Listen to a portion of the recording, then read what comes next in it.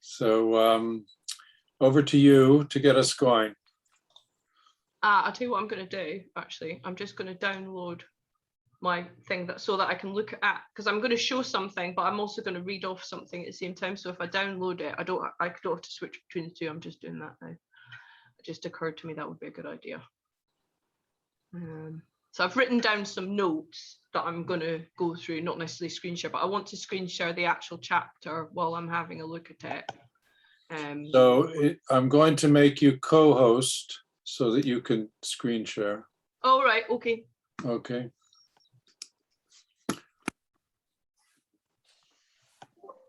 Excellent. Okay.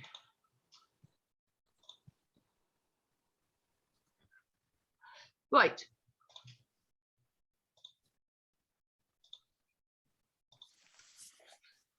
Okay, so first of all, I'm just going to have a look at the chapter. So obviously, when I volunteered to do this chapter, it was before I'd read any of the book. And I thought this topic will interest me because it's a topic that's of great interest to me, and also, and I work with a lot. So I thought, excellent. Obviously, as the years, it feels like years, as the weeks have gone on, as the months have gone on working on the book, I've had a lot of opinions about the book itself. And part of me was dreading getting to this point because I was thinking, I really hate this book now, and now I've still got to do this chapter. But what I've done is I've had a look at it, and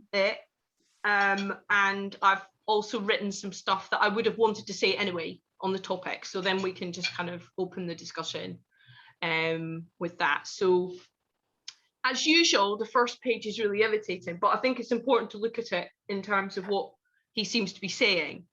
So, I mean, I don't have a problem with what he's saying about Meltzer, Tustin, or Alvarez, but his expression and writing is really poor. So, first of all, it says classical psychoanalytic thinking has stepped out of the prevailing and saturated conception of the obsessional patient and has opened up new horizons. And I'm like, what's he talking about? Because I'm not sure what he means. I know the work of Tustin and Meltzer, but I'm not sure what he's saying about classical psychoanalysis in terms of obsessional thinking. And I'm going to look at that in a minute in terms of Freud's original thinking on obsession, because I don't have any issues with anything that Freud said at all. In fact, I find it very useful, actually, still to this day, thinking about obsession. So I'm going to look at that in a minute. Because it seems like he's setting this up as something against something else, which obviously is a bit of an issue. He then says, so in what follows, I attempt to explore the implications of experience with autistic and primitive mental states for our understanding of obsessional mechanisms and the suffering of some of our so-called neurotic patients. Again, he's putting a value judgment on the meaning of neurotic, or what he thinks the meaning of neurotic is. So again, that would be something we'd have to think about, wouldn't it? I refer to obsessionality rather than obsessive neurosis. Now, my issue is because he doesn't explain what the difference is, but what's his problem with that, really? Since I'd like to highlight the role played by primitive psychotic mechanisms and autistic aspects of the personality in obsessional patients, hence reiterating the imperative of work with the more primal. But I don't think that would rule out the idea of obsessive neurosis. So again, he's put one against the other, but in comparison, he's not made that clear, and I don't think it is clear. So and in a minute, I'm going to go back and look at the original Freud chapter on obsession, which I still think is useful. Then he says, unmentalized layers of the mind. I wish to restate and illustrate the notion that at these primal levels of mental functioning, experience cannot be verbally communicated. I'm not a Freudian, but I don't think anything about what Freud was saying in his thinking on obsessionality would disagree with that. So I'm not sure what he's restating, and I have real problem with the way that he writes. So anyway, as we know, because it's extremely arrogant and unnecessary, actually. Then he's saying interpretations focusing on conflicting desires or linking repressed and displaced parts of the personality with the defenses against them, or interpretations adding alternative symbolic meaning, do not reach these patients in a way that facilitates psychic change. But I don't think that Freud said that we had to work with interpretations, or that that's something that was necessary at all, actually. So again, I would disagree, because I mean, I think we'd all agree with that sort of idea, that thinking about reaching the more primitive element, or somebody who's working at a more primitive level, who's not able to symbolize, isn't going to really do well with an interpretation. I don't think any psychotherapist would disagree with that. And the need to meet the patient at a more primitive level of psychic functioning has been highlighted by several authors. So as you can see, I've got a lot of issues with both, because we all know that as well. Then he's talking about our unverbalized elements of the total transference situation. And then I've put, right, so he said, yet the obsessional patient seems to present the analyst with a further difficulty. These patients, whose verbal capacity is often highly developed, stimulate in the analyst an over-reliance on verbal content. If the analyst, I mean, they may stimulate it, but the analyst doesn't have to fall into it, distracting him from the non-verbal, and the unverbalized elements. Well, that's only if the psychotherapist is distracted. So that's again, and this is one of the issues I have with his writing, because he makes these sweeping statements about what psychotherapists do. I mean, he's talking about himself, presumably. And I've just written that's a separate issue. It's a separate issue. And he does use that in the case study, where the patient is quite highly verbal and quite sort of tricky with moving around, chopping and changing between different subjects, and also quite sort of challenging. But you know, that, I mean, it was quite a good, I mean, I didn't have any problem with the case study. Again, it was quite a good case study, but it's a slightly separate thing, because but he's saying that one can kind of distract from the other, and I can see that. And I'm going to talk about a patient in a minute who does just that, actually. Okay, now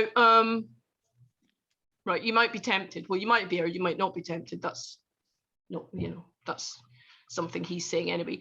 This is notably evident in primitive and autistic mental states, where experience remains largely unmentalized. I don't have any problem with that. So the grey bits I agree with. The repressed unconscious is the focus of psychoanalytic work. We're dealing with the non-psychotic parts of the personality. Whatever's become unconscious through repression is representable.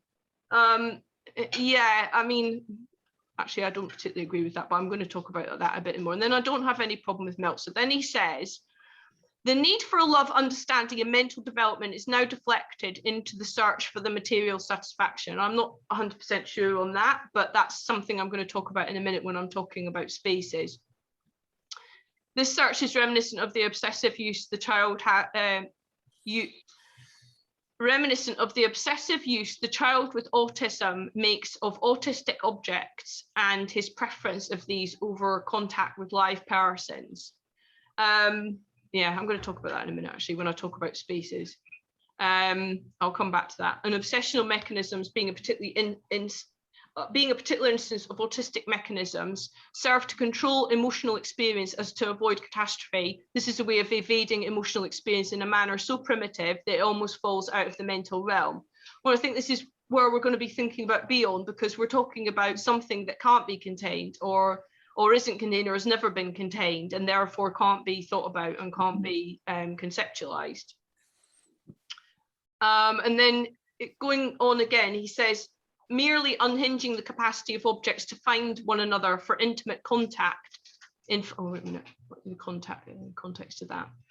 At one end of the spectrum, we can place the extremely cruel and violent pleasure with which objects are taken to pieces, while at the other end would be the non-sadistic dismantling of the self encountered in autistic states, which I guess is quite a sort of Kleinian thing, which is an inside or an outside, merely unhinging the capacity of objects to find one another for intimate contact, inflicting no pain. Between these poles, one can arrange the spectrum of obsessional disorders.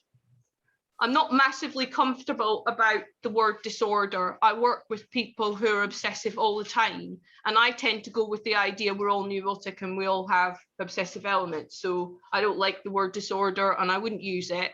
Because, I mean, disorder as in it's not ordered, if you want to use the word in that sense, but I mean disorder as in that's a problem, because I tend to think that that we all have areas in which we can have this kind of autistic pocket, if you like, or unprocessed material, or primitive elements that we may go in and out of, which I'll talk about in a minute. Let me just see what else there was here. One needs a fresh viewpoint facilitating development of the obsessional patient's capacity to bear emotional experience and relinquish the need to segment, separate, and ward off. Well, we may well need a fresh view. So before I go any further, let me just think about what I wanted to, maybe I'll screen share this. Let me just find the bit I was going to look at. So actually, I'm just going to re-screen share actually this. Let me just screen share the Freud paper. So this is the Obsessive Actions and Religious Practices paper, which I think is as fresh as the day it was written. I find it extremely useful. And I'm going to talk in a minute about my conceptual framework, because my conceptual framework is about spaces, but I utilize it when thinking about obsessive behavior. So let me just read this bit here, which is quite useful. And then I'm going to talk about my framework, which I use, which I find helpful for thinking about patients who are obsessive. Well, that's not why I created it. It was more to think about their interaction with spaces. So Freud was talking about, I'm certainly not the first person to have been struck by the resemblance between what are called obsessive actions in sufferers from nervous affections and the observances by means of which believers give expression to their piety. The term ceremonial, which has been applied to some of these obsessive actions, is evidence of this. The resemblance, however, seems to me to be more than a superficial one, so that an insight into the origin of neurotic ceremonial may embolden us to draw inference by analogy about the psychological processes of religious life. People who carry out obsessive actions or ceremonials belong to the same class as those who suffer from obsessive thinking, obsessive ideas, obsessive impulses, and the like. Taken together, these form a particular clinical entity, which he's calling obsessional neurosis. But one should not attempt to deduce the character of the illness from its name, which is what I was saying. For strictly speaking, other kinds of morbid mental phenomena are equal claim to possessing what could be obsessive characteristics. It probably lies very deep, although we seem to sense its presence everywhere in the manifestations of the illness. Now down here he's saying, to particular everyday actions, small addictions or restrictions or arrangements, which always have to be carried out in the same methodological manner. These activities give the expression of mere formalities. So all religious practices go under what I would call spatialization, which is an acting outside of the self, which is an action in space, which is something that can't be thought about in the mind, which is, bringing me Bion back into it. Because my conceptualization of spatialization is originally related to room spaces, because I was trying to understand why patients seem to have a very strong relationship at times with the space itself, which seems separate to me, especially at the beginning of the work. Sometimes obsessive, actually, but appeared or felt like it was separate to the transference to me. My research from a professional doctorate was looking at what kind of relationship the person could have with the space that wasn't related to the transference to me, but could be parallel to the transference to me, that it wasn't related to the transference to me. And I created this kind of framework, which I call room object spatialization, which is relates to the idea that when the original object was formed, so the bits of mum were originally introjected to form the objects inside, that if mum wasn't good enough to create a sufficiently okay object, over the first few years, that room spaces could be utilized to top up the function of the object and create a sort of room object inside. And that these room objects, just like inner objects, get reprojected onto people and onto the therapist in the transference, that these objects, room objects, get transferred onto other rooms and then onto the space of the consulting room. And So that's my conceptualization. And so basically, and the actions in space, Walheim talks about actions happening outside of the mind that can't happen inside the mind. So a lot of my case studies that I was looking at were people who, as children, they were using wall spaces of wallpaper, like skin, or touching the walls, like as if it was actually parts of mother, and the room itself becomes an additional part of mother. And I'm not even saying womb, although that's a kind of I would say it's quite a sort of clunky idea. It could be womb-like, but it could also just be parts of mum's skin. And that also relates to Tustin's idea about the hard shell, the idea of the hard shell and the outside, and Bick's idea about skin as well, the idea of the skin that surrounds us, but also the kind of spaces around us. So the walls and the spaces become that kind of space. So, and things that happen within the space, which could also relate to objects in the room, whatever the object is, whichever an object, any object can have a meaning in space, and it can also be parts of the object as well, parts of mother. Now that's also to do with the consulting room, but all of these kind of behaviors that involve obsessive elements relating to items and objects can be seen as something that's happening outside the mind, that can't be contained, that can't be thought about, that the mind becomes the outside, that becomes the stage, as Walheim talks about it. So all ceremonial things become that. So somebody who has OCD behavior, where they have to plump the cushion so many times, or change, or close the door so many times, or pick a towel up, or their mum's going to die, or whatever, is just the same as taking, to me, is just the same as any kind of religious ceremony, which, although has a religious ceremony, like say the sacraments, communion sacraments, has a bigger social meaning, because everybody knows what it means. So everybody has the same idea about what happens when they take the wine and the bread. At the same time, a lot of my clients they make these things up as they go along, because they're not necessarily subscribing to something that's already been created for them, like a system. But at the same time, they're doing the same thing essentially. Right. Okay. So that's more Freud. Resemblances lie between neurotic ceremonials and the sacred act of the religious ritual, in the qualms of the conscience brought up by their neglect in their complete isolation. So he's also talking about potential guilt or different things that stimulate these kind of behaviors that can't be thought about. Actually, I'm just going to talk about a client in a minute. Actually, let me just jump on to talking about a client. Actually, that's more Freud. Actually, let me come off screen share. I'm just going to talk about a couple of clients that will illustrate what I mean. I've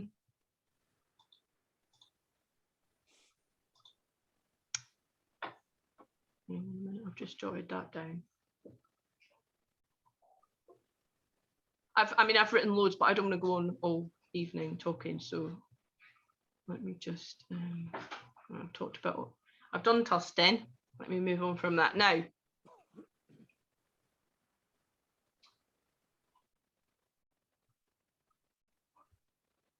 Okay, so the first client I was going to talk about, so interestingly, of course, all of my clients have been quite affected by the lockdown, as I'm sure lots of people have, in terms of actual real threats or real potential dangers. Now, one client that I've been working with for a few years, she's profoundly deaf. She used to sleep in the same bed as her mum till she was about 10, and she felt very intruded on, but there was a thing that she was looking after mum, or was mum looking after her. She didn't have a hearing aid until she was about 4, so she didn't really hear anything. She doesn't remember hearing anything. And in the sessions in the room with me, before lockdown, before I started working virtually, she had some sort of, I would say, sort of self-soothing routines, which included repetitive behaviors, touching her elbow, touching her knee, touching her shoe. And that's something that she did in the room. She had obsessive thoughts about her mum dying. That's something that we touched on a lot, thinking about it, but she didn't like thinking about it too much because thinking about it would make her feel very uncomfortable. There's lots of different ways about thinking about this idea about mum dying. Obviously, we can be Kleinian and think actually she just wants her mum to die, but because her mum's been intrusive. Her mum was mentally very unwell when she was young as well, and she was quite intrusive. But I think it's much more complicated than that. Because she's profoundly deaf, she was also reliant on mum, and there's something very primitive about some elements of her functioning. So mum is something to do with holding something together, even though mum is not very containing and not really able to think about her very much. There's something about holding something together. Things like she talked about dropping a towel on the floor and she'd have to pick it up or her mum was going to die. Now, when she also had a thing about checking the door was locked, but again, because she's profoundly deaf, she had a lot of fear about somebody coming into the house. But what her main fear was her mother intruding on the house, because her mother used to intrude on her bedroom when she was a teenager and just walk in. So because she's profoundly deaf, she can't tell if somebody's actually walking in or not. So she has to check that the door is locked, and she does that during her session. She checks that the door's shut. And certainly when she was in the room with me, that was alleviated because she felt I was doing that. When we were working on Zoom, that was obviously more difficult because she was in a room where she had to check. But what was interesting when we were working on Zoom was that she showed me the things that she did, and that was completely different from before. So Zoom gave the opportunity for her to actually show me the rituals that she did. So she would show me how she had to plump the cushion and where she had to place it and how she had to turn the corners on the bed, and she would show it to me. And there was something about me seeing it that seems to have been important. And it's not expected. I wasn't expecting to do that. I wasn't expecting to work with her on Zoom even. So I wasn't expecting that to happen. There's something about me witnessing something, and I can't really describe it because it's just like watching and seeing it that seems important. It's not about interpretation. It's just basic containment, really. It's basically me thinking about what she's doing when she's doing it, and the sort of relief of it being thought about somehow. And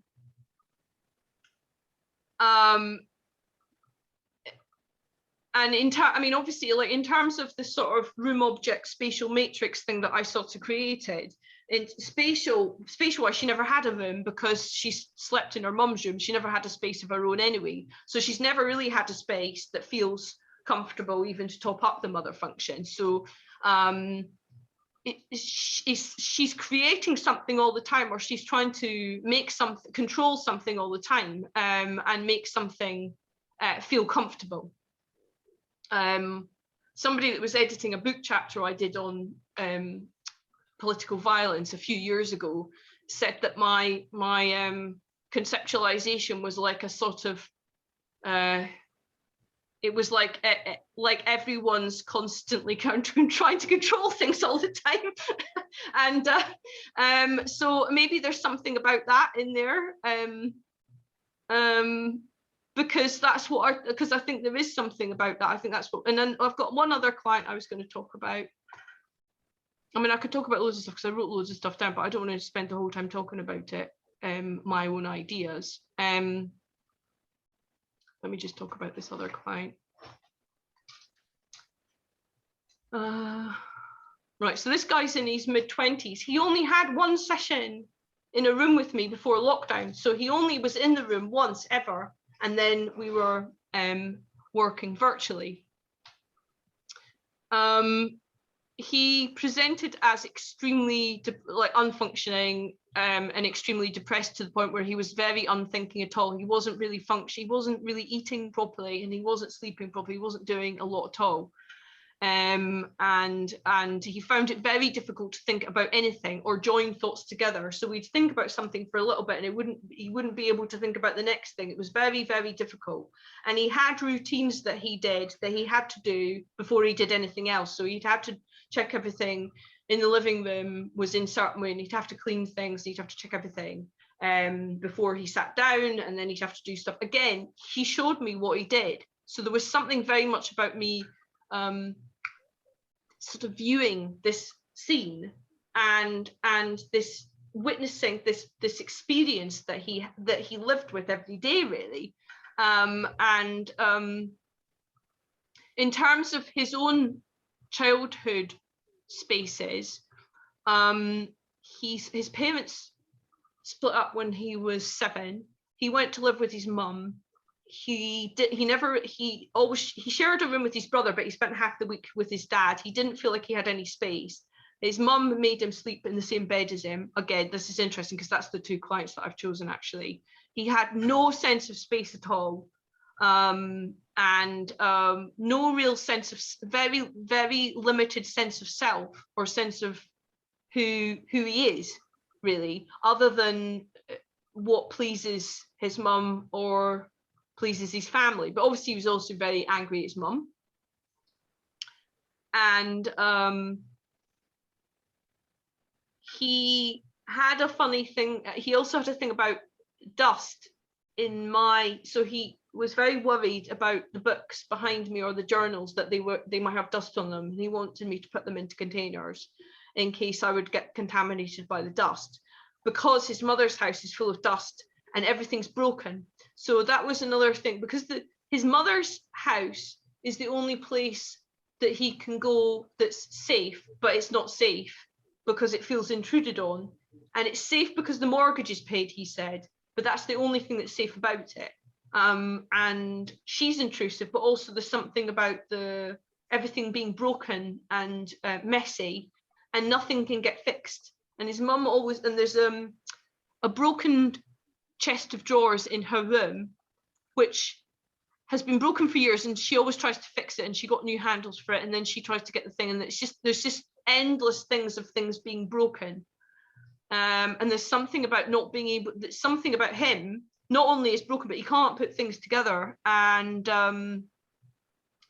make a space. The actual space he lives in is a bit like he feels that he lives like a monk, because there's nothing in it. I mean, there's no furniture apart from the desk and the chair. And because he can't deal with furniture, he doesn't want furniture in the space because he doesn't know what he'd have or whether it would be messy. Actually, over the time that I've been working with him, he has bought a few bits and pieces. And another thing was that he didn't know how to choose things to put in the space, because he'd obsess over what to buy and look endlessly at different options and then not know which to get.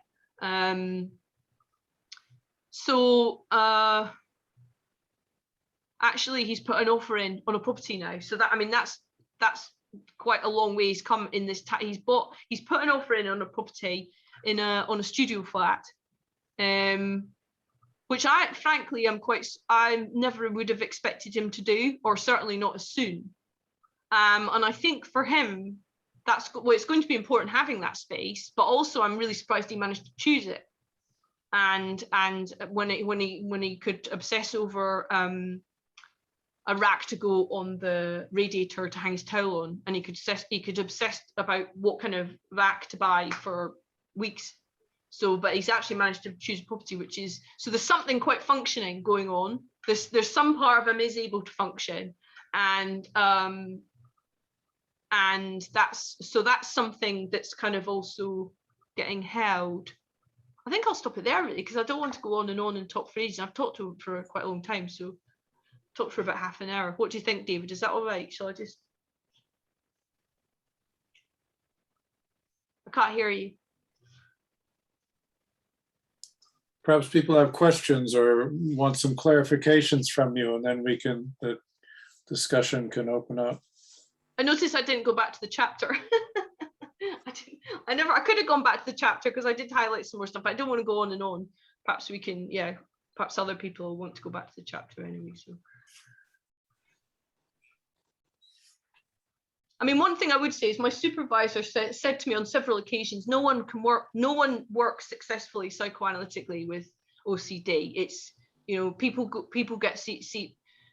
go and they because there is no good literature on working well with it, and because it's so difficult to work with. And I'm always like, yeah, well, I'll just do my thing. I don't know. I seem to have quite a lot of clients at the moment who present those symptoms, and I don't mind working. It doesn't bother me. My supervisor's like, oh, well, you seem to make short shrift of his wish to, in a way, separate out or tease out obsessionality from OCD. He seems to want to use the idea of obsessionality in a more general way rather than. But I do. I mean, I don't really use the term OCD except when someone presents with it. So I mean, that is one area in which I agree with him, because I would definitely, as you can tell from what I'm saying, I'm really saying that everybody has areas in which they could do this. I mean, it's a problem if it's a problem for somebody, but I don't use the term OCD except when somebody presents with it. But I was just talking about what my supervisor always says. Debbie, Yeah. did you find the case in the chapter? Did that patient appear to you to show any particular signs of, well, certainly not OCD, but obsessionality? I mean, would that be a word that would come to mind with a patient like that? Well, the first part is the talking, isn't it? Which is why I talked about the second client, because the second client does that as well. I just didn't mention it. Talks a lot about different things, and kind of can be quite not overwhelming, but just sort of is showing me how broken up his thinking is, or how his thinking moves, and it can be quite challenging. But as I said, I'm kind of, I don't know, quite a lot of clients can present with that kind of thinking. I was thinking, I don't know, what do you think, Mark? Yeah, I mean, I've had this problem with other chapters as well, that the patients who choose the patient discussion doesn't seem to have much to do with the theoretical points he's trying to make, because the way in which this patient presents and the way in which he deals with them and where they get to together, and in terms of the interactions that we're given, to me that felt like a fairly, I mean, he's trying to make a special case. He's trying to say that this is not like normal therapy. Yeah. And then he gives us a case which seemed to me to be not entirely unlike normal therapy. It seemed to be, I couldn't really see why this was different or special in terms of in terms of the theoretical background. That's what what I took it was just about him. I thought, this is just about him again. It's just about him and his feelings about patients again, and his countertransference and how he experiences things, which I all find he's sort of I wouldn't say sensitive, but it feels a bit, because he says, he speaks incessantly, explaining and developing piles upon piles. But as you say, lots of clients might do that. And then he says, and I don't like this pluck up the courage thing, that really annoyed me as well. Feeling another 2 years until he could pluck up the courage. It's like, that seems very, I find that very judgy and also just quite critical. I assumed that this encounter with death would shatter him. Well, that's quite, I get, we don't really like him that much, do we, Mark? Or we find him really annoying. I mean, I assumed, I wouldn't write that about a client at all. I assumed that his encounter with death. Well, that seems very judgy again, really, and very un-Bion as well. But I think your point there about it being about him, I mean, I took that slightly further, because it seemed to me that a lot of the things he says about the patient here, one could interpret that as being a kind of about himself, really. Yeah, it He is. Look, describes- I'm he describes- exhausted. I'm exhausted. I can't see where it's all leading. Well, So quite, who would write that? But also, I mean, he specifically says that the patient is preoccupied ruminatively with an attempt to decipher how the elements in the world link to each other to generate the feeling of a predictable and intelligible world. That seems to me exactly what Bergstein is faced with. And later on, he says, the pain intrinsic to the encounter with the intense emotional experience and with the enigmatic, stimulating and overwhelming object, which is separate and thus not under one's omnipotent control. That's exactly Bergstein's problem, seems to me. Where's that again? Yeah, I'll have to try and find it. I've extracted it, so I'll. Oh, never mind.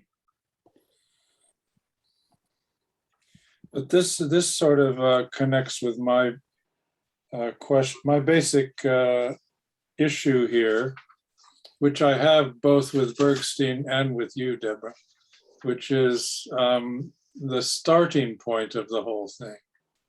I mean, I think he is right when he says that basically, you know, Freud was working with the repressed unconscious. I don't see that. I don't think that's controversial.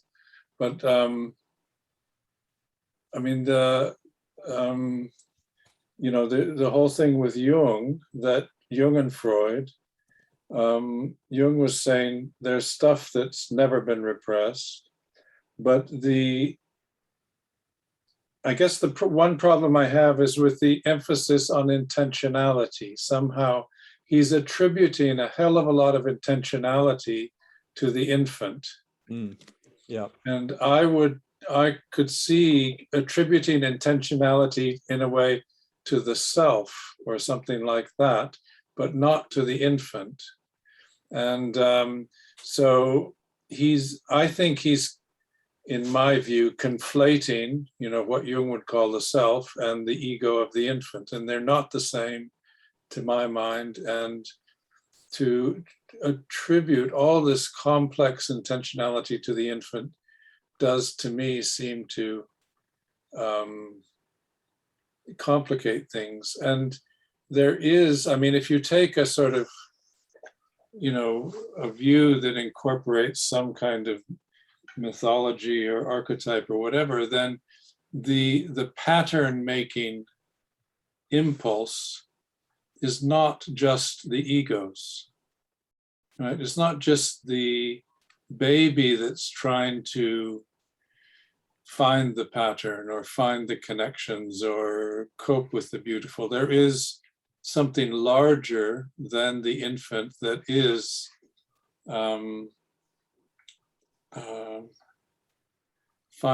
making connections, finding a pattern, building some relation with the world. So I think that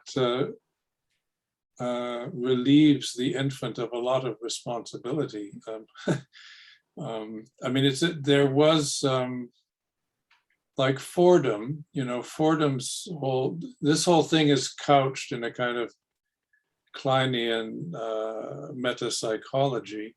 And Fordham's response was, well, the problem with Klein is that she presumes there's something there to project from the beginning. And he said, you can't presume that. So he was trying to make a theory to help explain how this material accumulates in order for it to get projected or split off.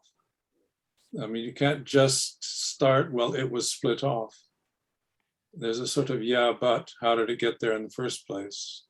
And this, what he's talking about is very reminiscent of, you know, people talking about the defenses of the self, Fordham and Lambert and other people, Redfern, that autism is about the defenses of the self, not the ego.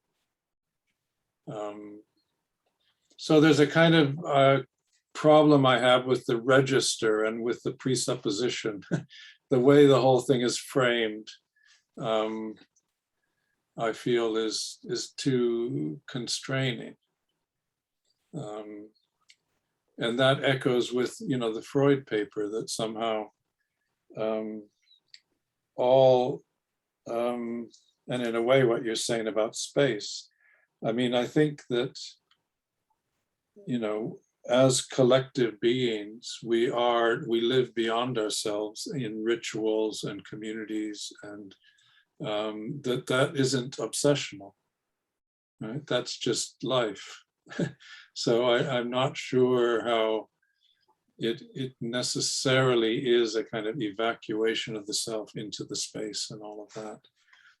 I mean, that could happen, but it isn't by definition defensive, I don't think. I didn't see it was defensive. I think it's a way of functioning. Mm.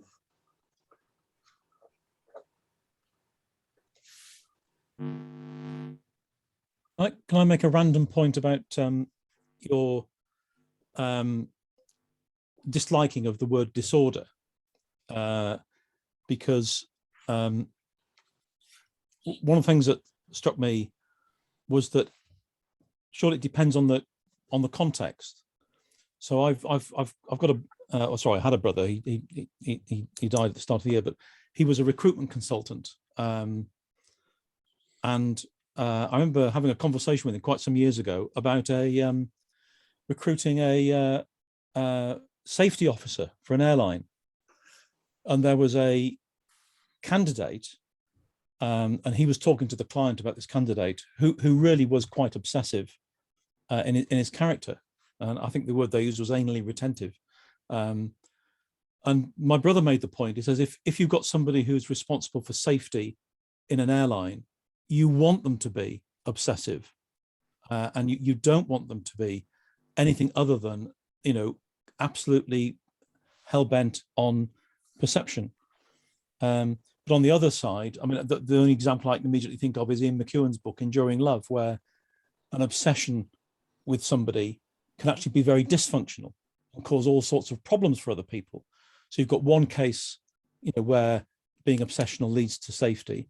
The other case where it actually causes somebody, you know, great stress and harm and psychological harm. And then perhaps you've got people in the middle as well, you know, like, you know, the comedian John Richardson, who's got OCD, and somehow he and his wife seem to manage to live with it. So Made his career out of it. yeah.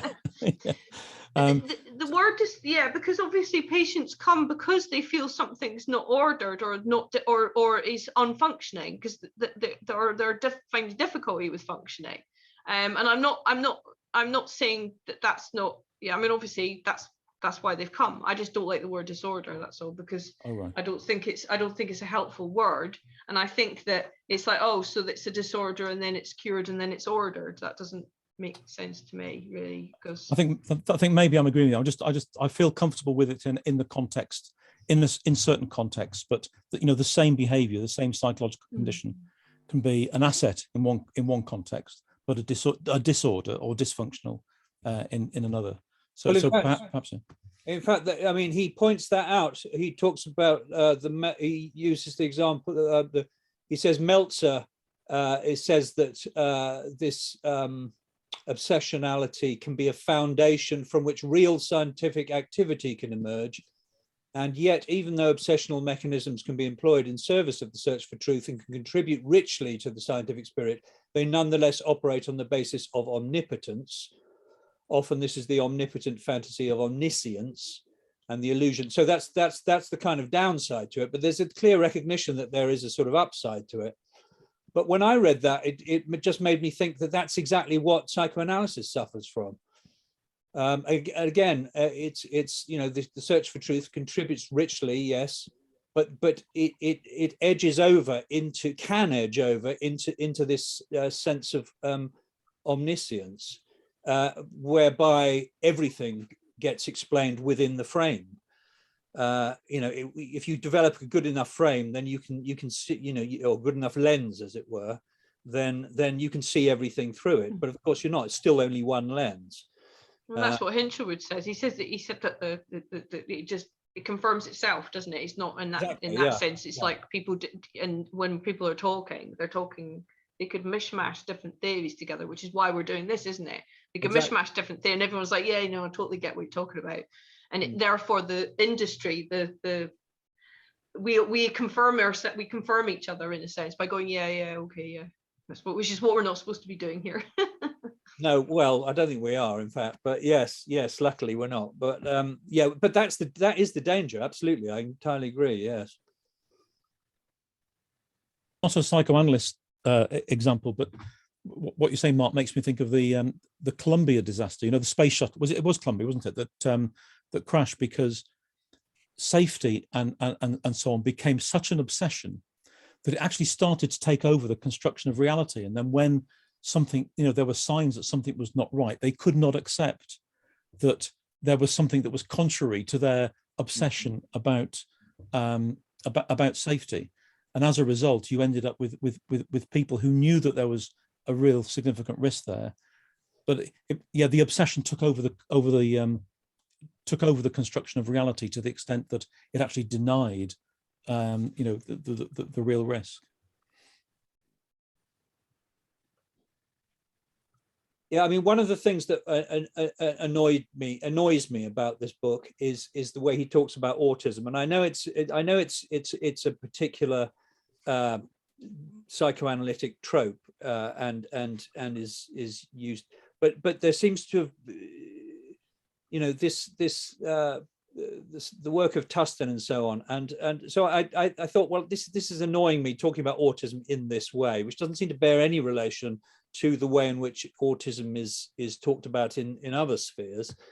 So I went away and I found this article, which let me just try and find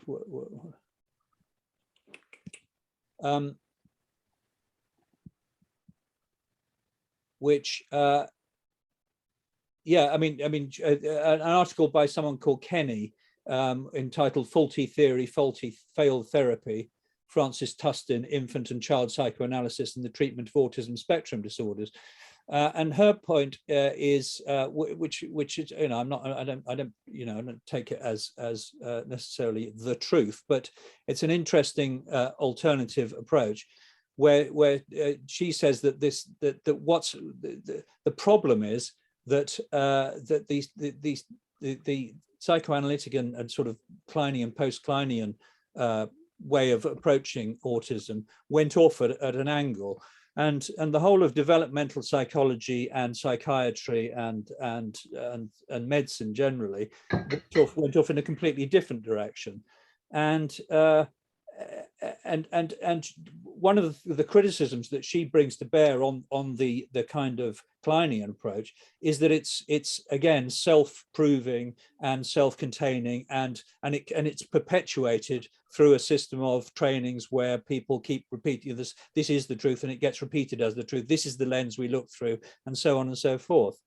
So I mean, I think it's important. I'm not saying that everything is, you know, that it's all wrong, as it were, but there's a sort of groupthink thing that can come in with, and it's just as true for, by the way, it's just as true for Jungian thinking as it is for any other. So I'm not you know, keeping the Jung stuff out of this, but it's the point is it's a danger. The point is that something one has to try and keep aware of, I think. I think, you know, I think it's very, very poorly written, and but we've said all that before, haven't we? I mean, I just think it's a really, really poorly written book, and he shoves things together in the way that we've said. As David said, some people do, but we've sort of stuck with it anyway because David won't give it up, and because I don't know, because you want to get to the end, don't you? Is there one more to go on this one? There's one more, the ineffable.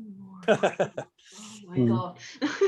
Actually, I thought this was the last one, so it's not. Okay, that's fine. We've got one more to go on this one.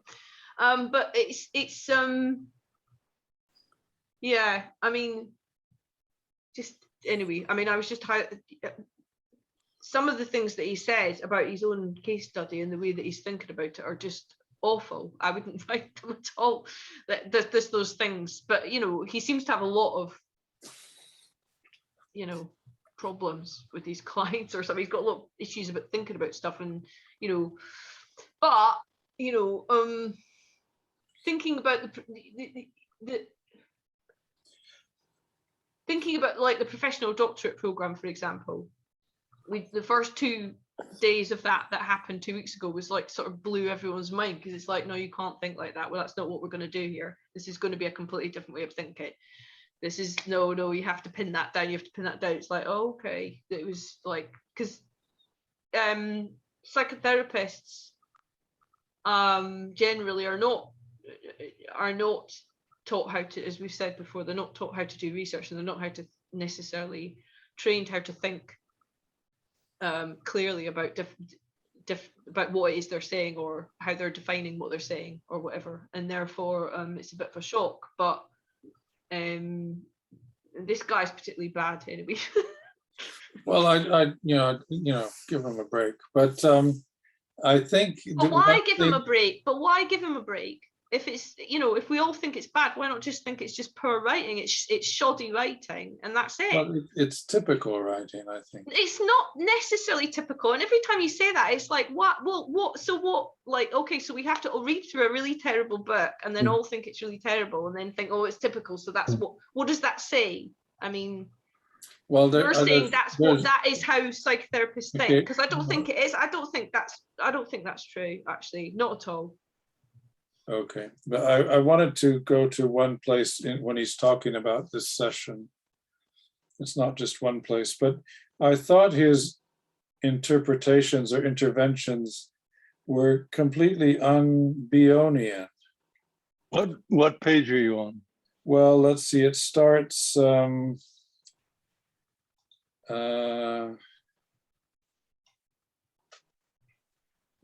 146 or so. So he's describing a sort of, he says verbatim. Do you want me to screen share it, David?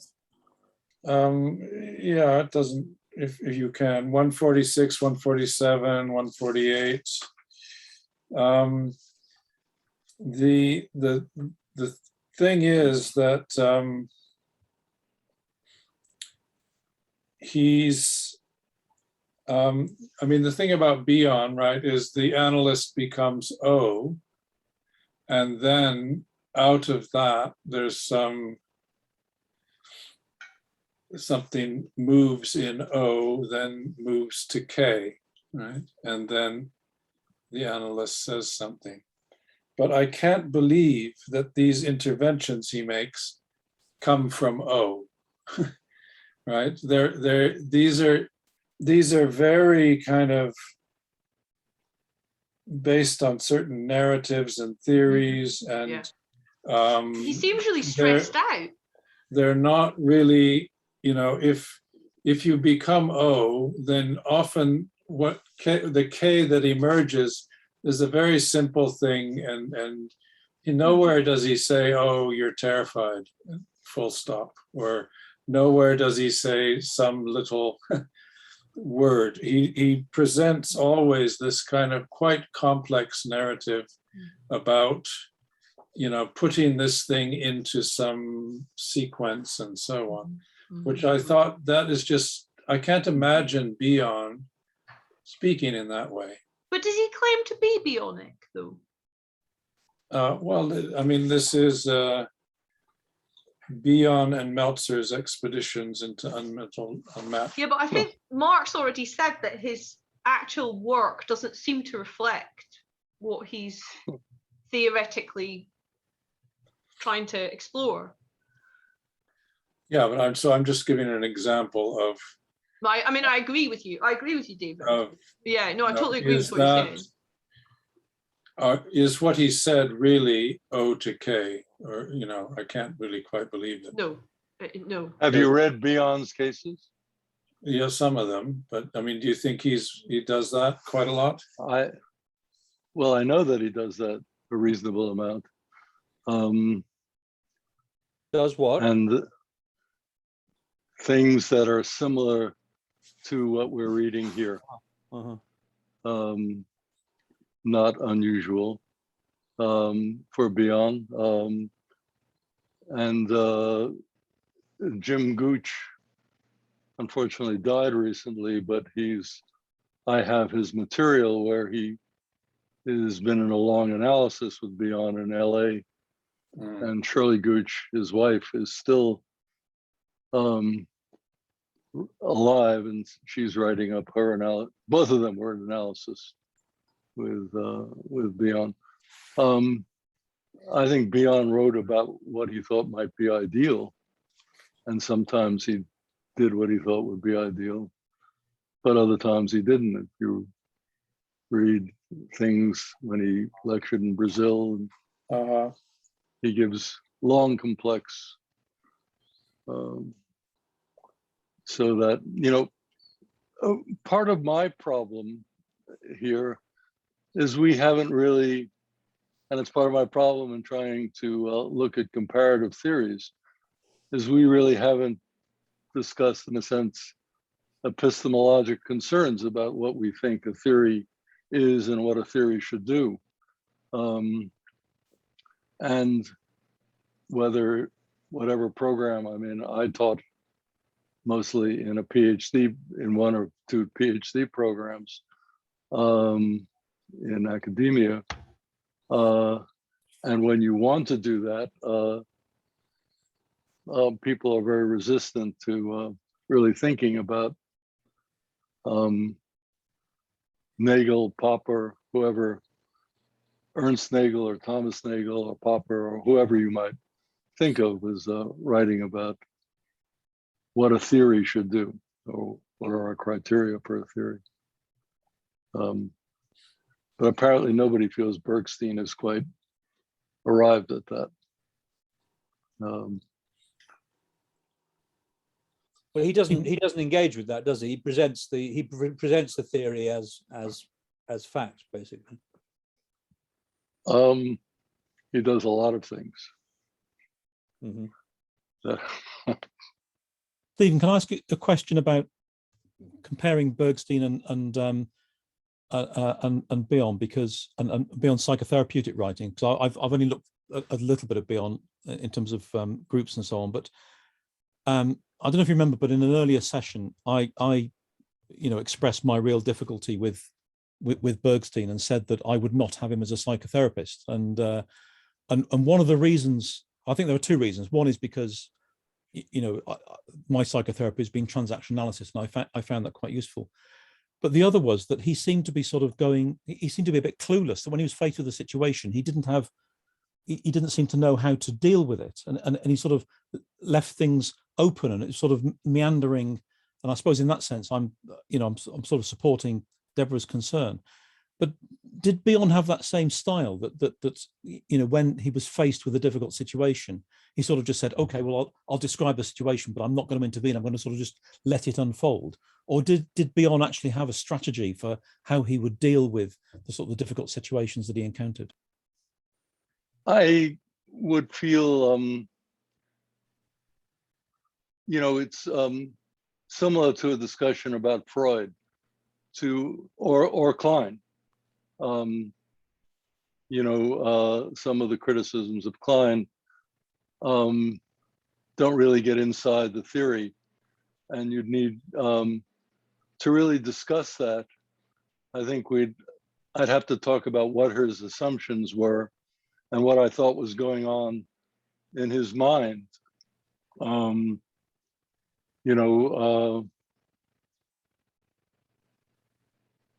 I think that changed.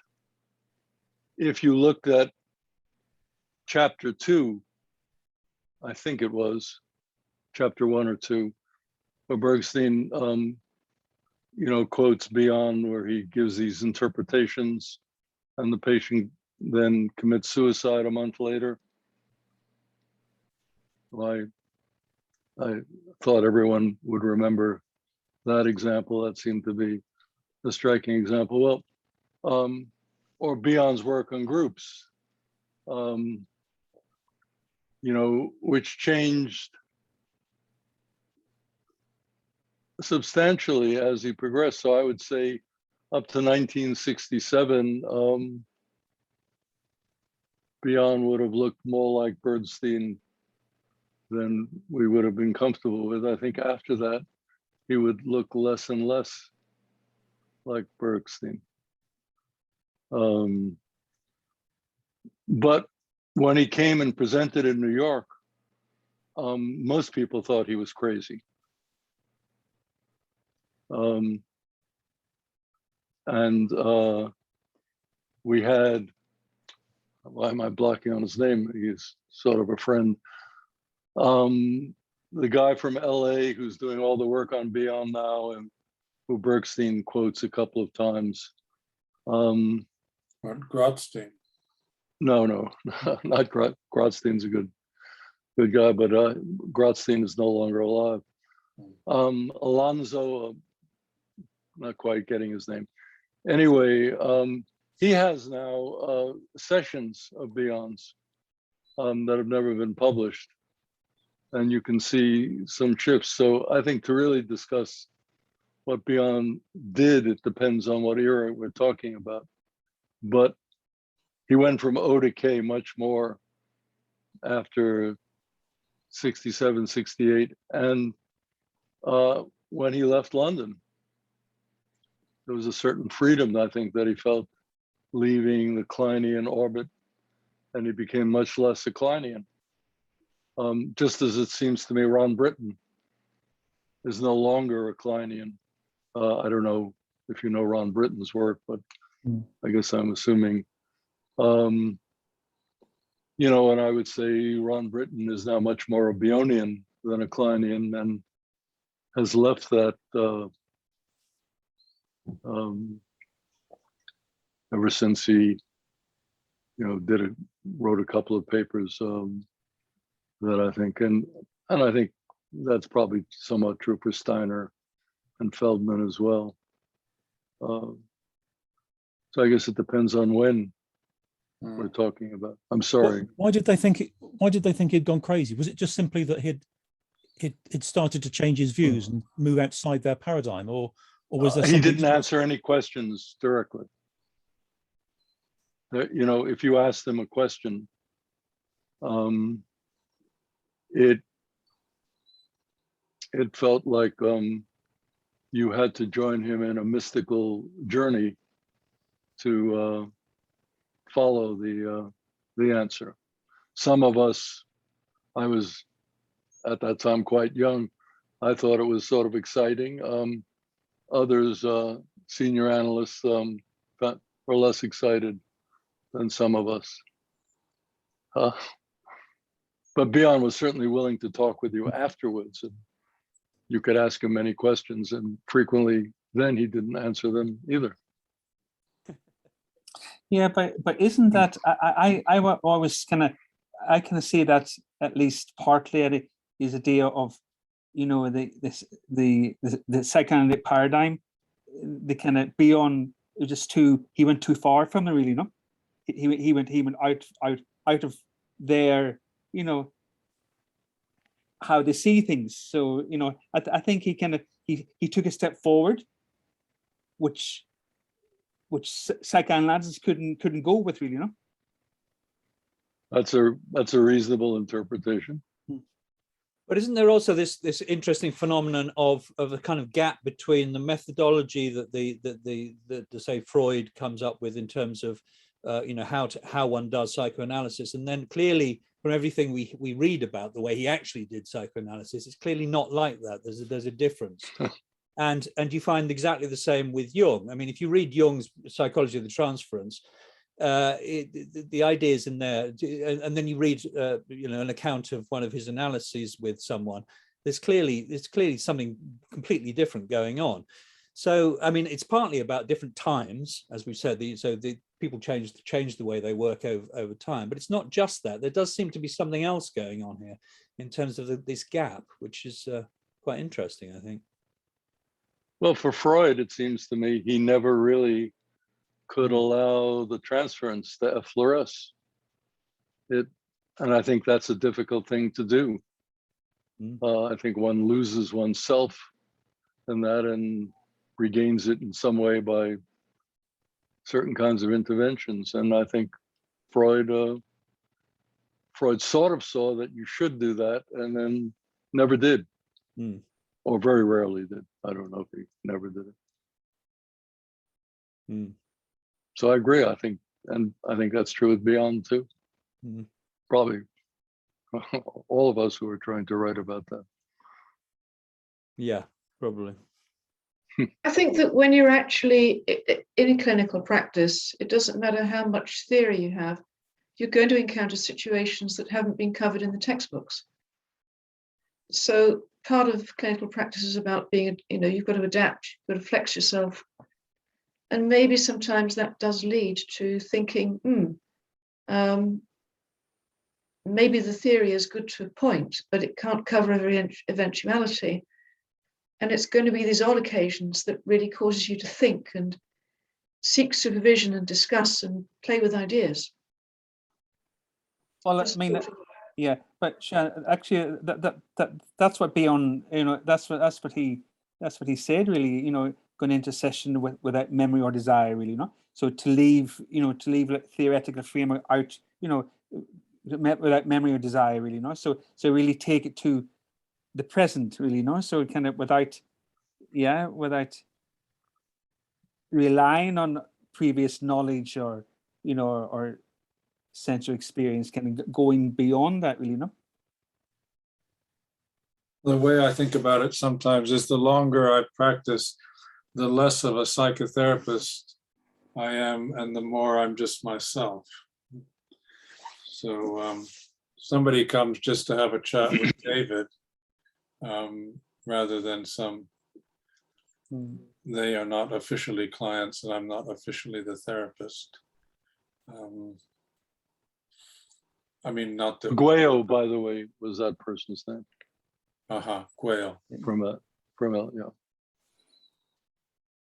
Actually, I just like to ask, so if you, going back to Bergstein, if you could accept that obsessionality, it could be seen in the domain of autism, if you could take that leap. Yeah. So I'm just thinking that, is it for me, in a sense, is a sense for me in the sense that, that if you don't have that, the emotional connection, that will lead to a kind of obsessive thinking.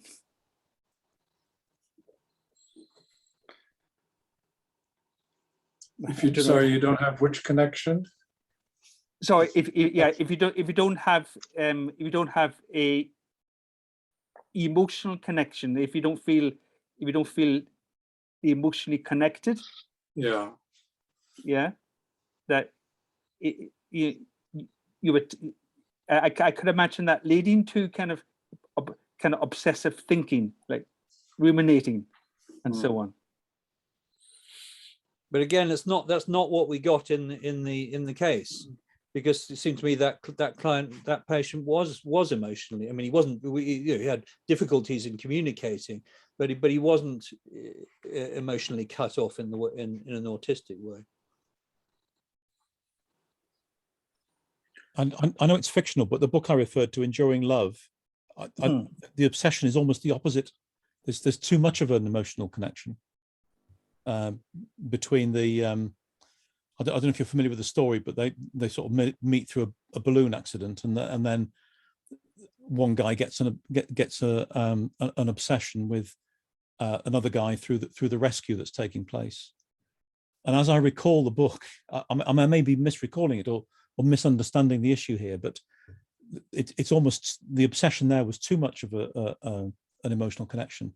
So I wonder if the relationship between obsession and autism is not that they're the same, or not that one is a symptom of another, but actually they're just, it's like a Venn diagram, that there can be cases where they go together, but there can be cases where you can be autistic and not obsessional, and obsessional but not autistic.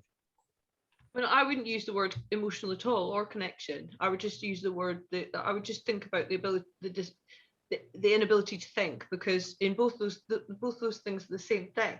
The book that you're talking about, that's an inability to process material, isn't it? A process stuff, and it can't be thought about, which can be what we're thinking about in terms of the primitive functioning.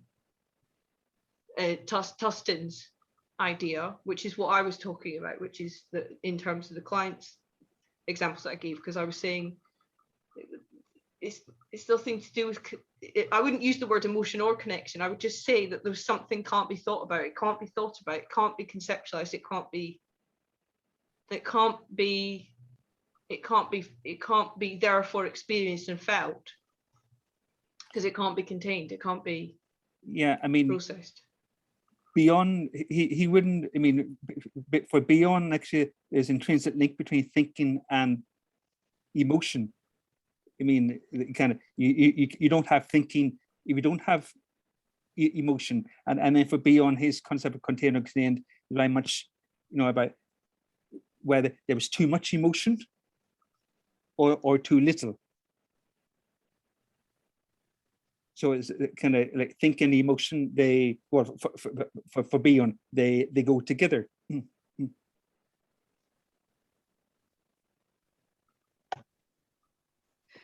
I'm just wondering what is trying to be communicated.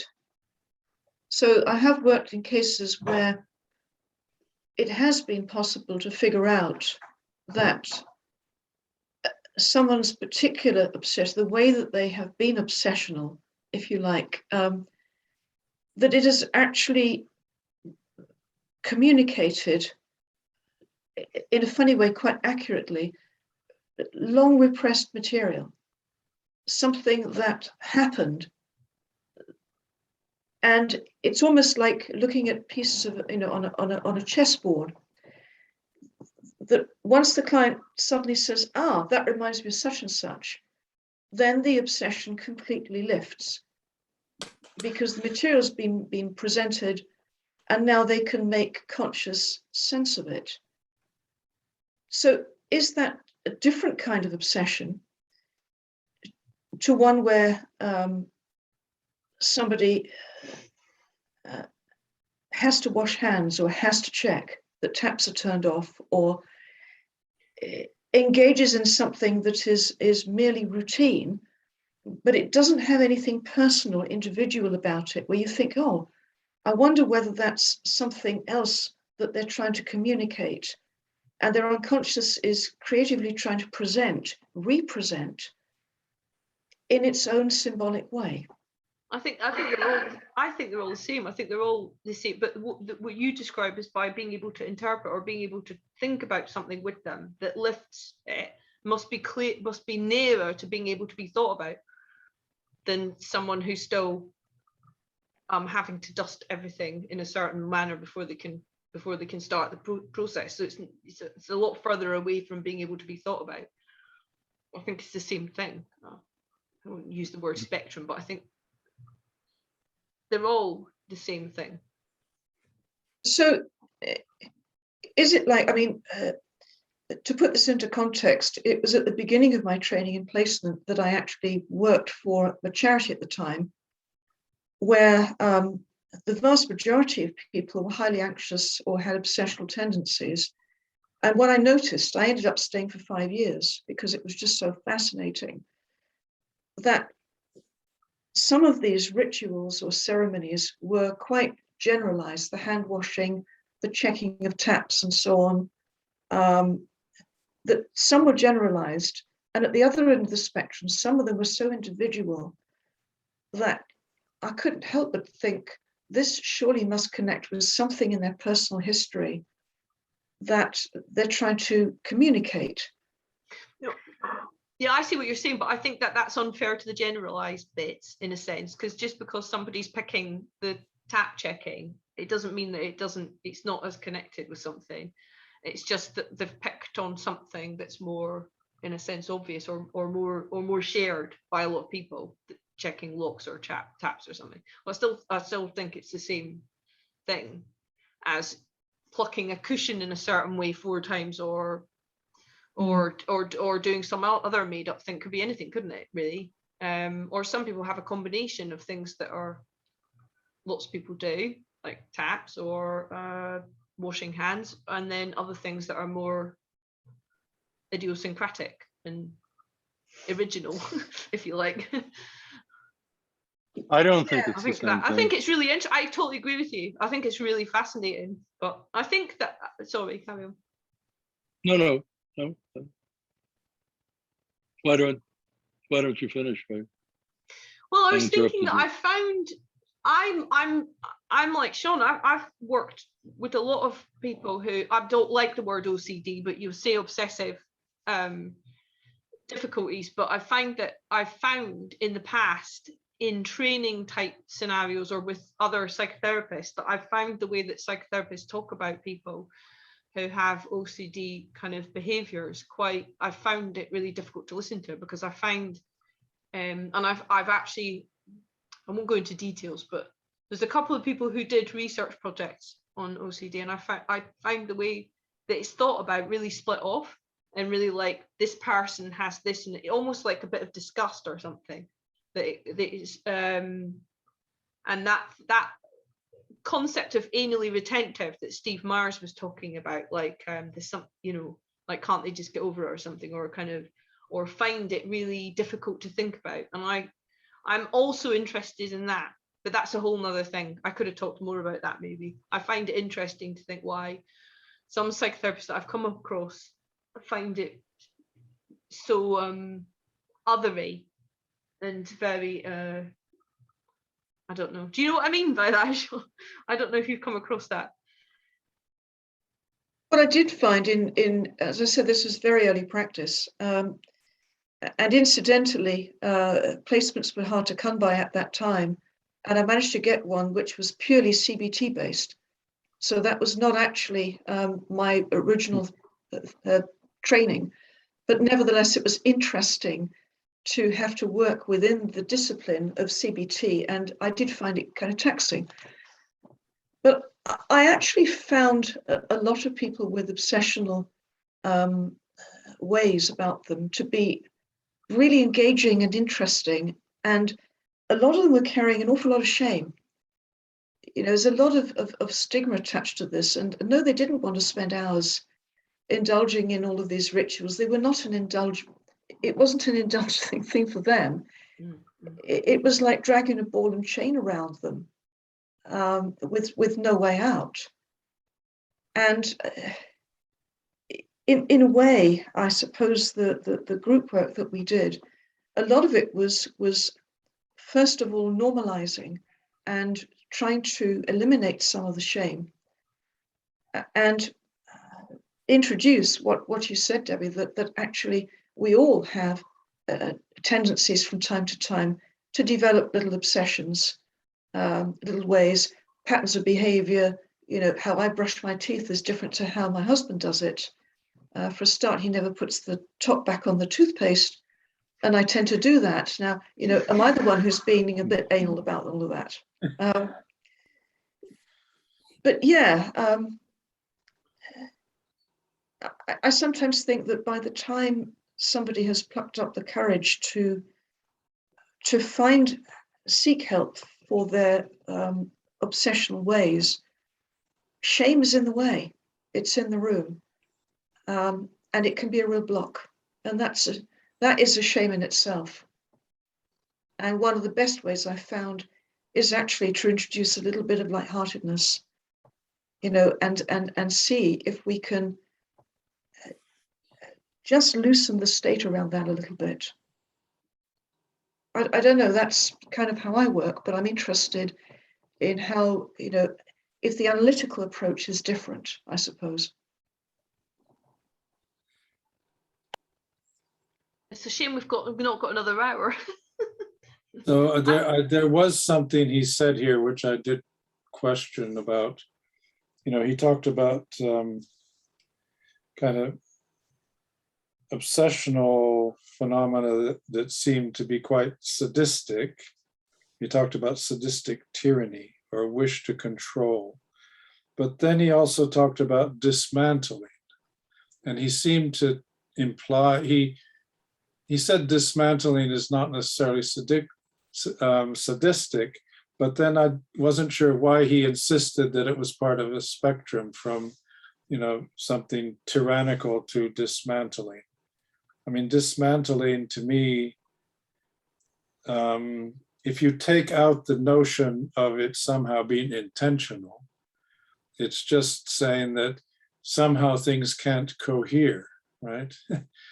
the self falls apart, and that's not necessarily due to splitting or aggression or an attack on the self or the other or anything. So I don't quite see how he did want to tie that in with obsessionality, and I didn't. I think that I like the idea more that there has to be some action in the self that brings coherence in. And if it's not there, it's not there. It doesn't necessarily mean that it's being blocked or sort of impinged, or there's some, there's some kind of sabotage or anything like that. So I thought his idea of dismantling was interesting, but I didn't see how he tied it into sadism. So I don't know if that relates to this question of, are there different kinds of things that are being called dissociation or OCD or something? I mean, it seems to me dissociation could cover, or obsessionality, sorry, obsessionality could cover such a huge range of stuff. I don't quite see that how you can gather all that stuff together into sort of one. I've got to go because I've got a patient actually on the hour, so I'm just going to run now. So thank you very much, Me Debbie. too. Thanks, everyone. all Thank right. you. Thank you. Okay, Yeah. thank Okay. you, everybody. Stephen, what? Oh, is he gone? Oh well. Yes. So anyway, we just have a couple minutes, but I'll remind you that the final chapter, if you're still alive, is it's entitled The Ineffable, and it's the 1st of December, Wednesday, the 1st of December. And we've also started this new series on the psyche, and Steve, who is just here, Steve Ellman, is going to introduce the instincts and their vicissitudes by Freud, and say something about that. And that's on Wednesday, the 23rd of November. And then, David, is this on the same link? Is it? Yeah. Is this the same link for the script? Now, if you want to send, if you want, I have an email list. I think I put your name on there now. Oh, okay. Okay. Okay, so that you should get that. Great, thank you, David. So thanks a lot, everyone. Okay. Thank you. Okay. Hope to Thank see you. you Okay, again. bye. soon. Bye. Okay, Bye. bye. Bye. Bye. Bye. Bye.